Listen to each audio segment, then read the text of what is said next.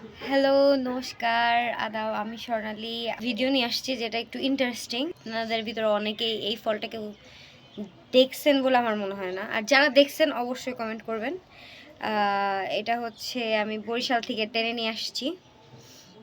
ফলটা খুব ইন্টারেস্টিং না? মানে আমি যখন প্রথমবার এই ফলটা এইরকম ছিল, ফলটা এরকম বন্ধ করা ছিল, বাট ধীরে ধীরে এটা এত ফাঁকা হয়ে গেছে আর ভিতরে দেখা যাচ্ছে যে এর ভিতরে কালো কালো আঙুর অথবা জামের দানার মতো ফল আছে। অ্যাকচুয়ালি দোকানদারকে আমি জিজ্ঞেস করছিলাম যে এটা ফলের নামটা কি, তো সে আমাকে বলতে পারে না এই ফলের নামটা কি। সে বলছে যে এটার ভিতর যে ফলটা আছে, এই যে এই কালোটা, এই কালোটার উপরের চামড়াটা ফেলে দিতে হবে, তার নিচে আরেকটা চামড়া আছে সেটাও ফেলে দিতে হবে। এইভাবে দুইটা লেয়ার ফেলার পরে একটা সাদা লেয়ার বেরোবে, সেটা হচ্ছে খাওয়া যায়। আর এটার খেতে স্বাদটা প্রায় কাঠবাদামের মতো। তো আমার শুনে খুব ভালো লাগছে যে আচ্ছা ঠিক আছে, নিয়ে লাইফে প্রথম সবাই তো সব কিছু ট্রাই করতে পছন্দ করে, তা আমিও একবার একটা নিয়ে দেখি কেমন লাগে। তো আমি এটা নিয়ে আসছি, আমি ফলের নামটা জানি না, যদি কেউ জানো অবশ্যই জানাবা, আর আমরাও খেয়ে জানাবো যে কেমন লাগছে। ফলের স্বাদ আদৌ কাঠবাদামের মতো নাকি। খুবই শক্ত, হ্যাঁ।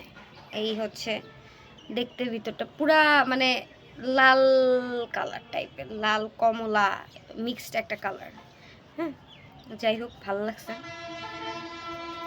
আমি খাবো, তোমাদেরকেও জানাবো। আমার এটা বিশাল শক্ত, হ্যাঁ, সিরিয়াসলি খুলতে যায় তবে জীবন বেড়ে যাবো। হ্যাঁ,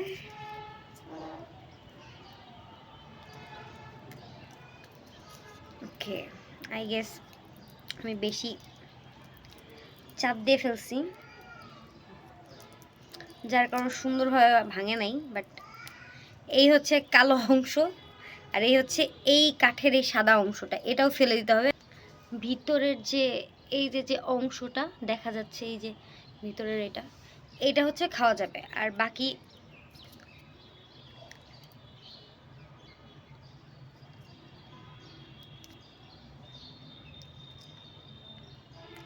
না।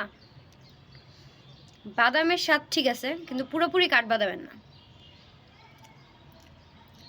কিছুটা